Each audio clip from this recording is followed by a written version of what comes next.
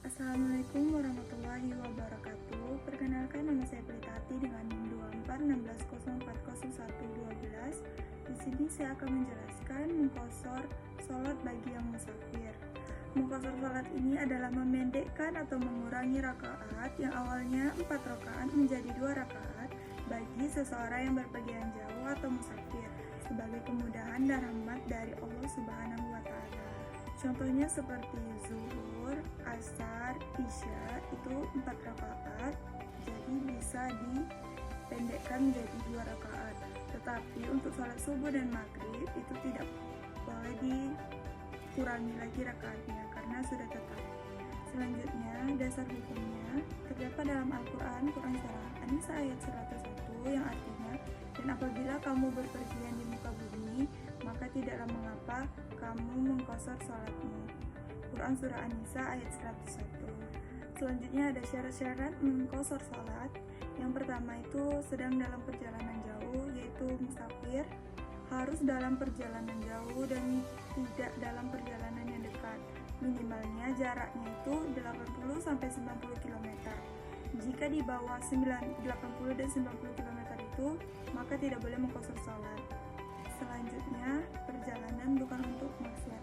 Jika tujuan perjalanannya ini baik atau mubah, misalnya seperti belajar, silaturahmi, beribadah, maka boleh mengqashar sholatnya. Jika tujuannya itu perbuatan yang tidak baik, seperti berjudi, mencuri, maka tidak boleh mengqashar sholatnya. Selanjutnya, sholat yang diqashar hanya sholat yang 4 rakaat, seperti asar, zuhur, dan isya. Ini 4 rakaat bisa dipendekkan atau dikurangi rakaatnya menjadi 2 rakaat. Untuk subuh dan maghrib itu tidak perlu lagi dipendekkan atau dikurangi rakaatnya karena sudah tetap. Berniat mengqashar saat mulai sholat. Jika ingin sholat itu, maka saat takbiratul ihram itu baca niat untuk mengqashar.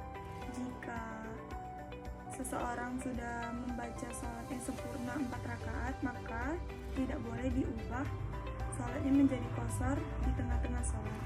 Masih dalam keadaan musafir, hanya boleh dilakukan jika masih dalam perjalanan atau belum tiba di tempat tujuan.